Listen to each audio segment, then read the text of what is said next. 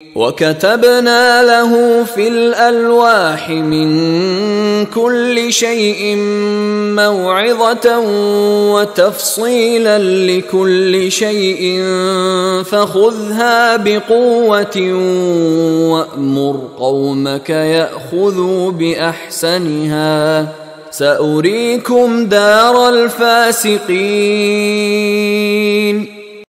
وَكَتَبْنَا لَهُ فِي الْأَلْوَاحِ، اور ہم نے لکھ دیا اس کے لیے تختیوں پر،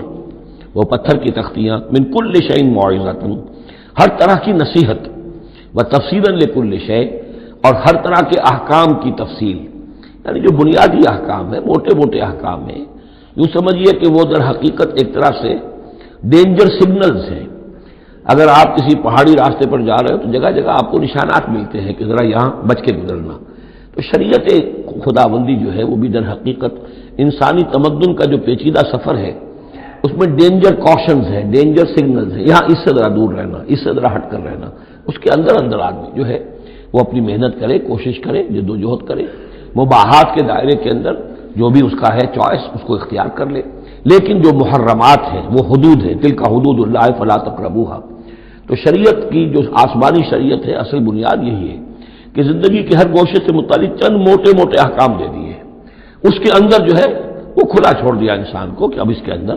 اپنی سمجھ سے، اپنے اجتہاد سے، اپنی کوشش سے، اپنی عقل کو بروئے کار لا کر کام کرو۔ وَكَتَبْنَا لَهُ فِي الْأَلْوَاحِ مِنْ كُلِّ شَيْءٍ مَوْعِظَةً وَتَفْصِيلًا لِكُلِّ شَيْءٍ فَخُذْهَا بِقُوَّةٍ، تو اے موسیٰ اس کو تھام لو مضبوطی کے ساتھ، وَأَمُرْ قَوْمَكَ، اور اپنی قوم کو بھی حکم دو، يَأْخُذُوا بِأَحْسَنِهَا، کہ وہ اسے پکڑیں، اس کو تھامیں اس کی بہترین صورت کے اندر۔ اس کے مراد کیا ہے کہ ہر معاملے کے اندر درجے ہوتے ہیں۔ آپ کو ایک چیز بتائی جا رہی ہے، اس میں ایک درجہ اونچا ہے، ایک اس سے کمتر ہے، آپ اونچے سے اونچے درجے کی طرف آنے کی کوشش کیجیے۔ یہی بات جو ہے مسلمانوں سے بھی پھر کہی گئی ہے، آخری پاروں میں ہم دیکھیں گے چل کر کہ وہ لوگ کہ جو کلام کو سنتے ہیں، یستمعون القول فیتبعون احسنہ، وہ کلام کو سنتے ہیں پھر جو اس کی بہترین بات ہوتی ہے اس کو اختیار کرتے ہیں۔ ایک یہ ہوتا ہے آدمی سوچتا ہے کچھ اور کمی والی بات ہو جائے، ڈھیل ہو جائے، رعایت ہو جائے، چلیے پاس مارکس مجھے مل جائیں، مجھے فرسٹ ڈویژن نہیں چاہیے، مجھے سیکنڈ ڈویژن نہیں چاہیے، ڈسٹنکشن نہیں چاہیے، پاس ہی ہو جاؤں۔ لیکن یہ معاملہ دین میں نہیں ہونا چاہیے، یہ معاملہ دنیا میں کرو،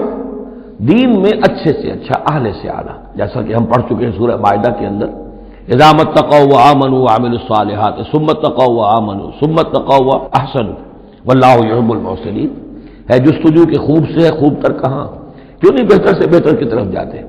جتنا آج وقت لگا رہے ہو دین کے لیے اس سے زیادہ لگاؤ کل، اور پرسوں اس سے آگے تمہارا قدم پڑنا چاہیے، نہ یہ کہ آدمی جو ہے وہ پیچھے کی طرف دیکھے۔ وَأَمُرْ قَوْمَكَ يَأْخُذُوا بِأَحْسَنِهَا، اس کا جو بہترین رخ ہے اس کو اختیار کریں۔ سَأُرِيكُمْ دَارَ الْفَاسِقِينَ،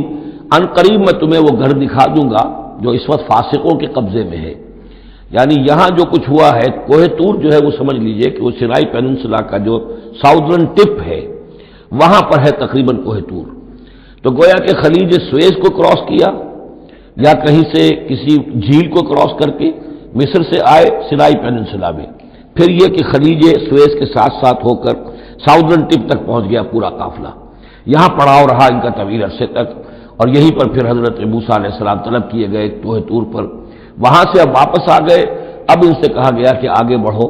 اور خلیج عقبہ کے ساتھ ساتھ ہو کر داہنی جو ہے کھاڑی جو ہے ریڈ سی کی، اس سے آگے بڑھو اور فلسطین میں جا کے اب تمہیں جنگ کرنی ہے۔ تمہارا وہ ملک جو ہے جو تم چھوڑ کر آئے تھے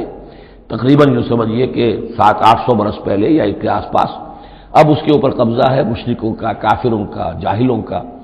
اب اس اپنی سرزمین کو ان سے آزاد کرانے کے لیے اب تمہیں جہاد کرنا ہے، وہ جس کا ذکر ہم سورہ مائدہ میں پڑھا ہے، تو اس کا یہاں پر تذکرہ ہو رہا ہے۔ سَأُرِيكُمْ دَارَ الْفَاسِقِينَ،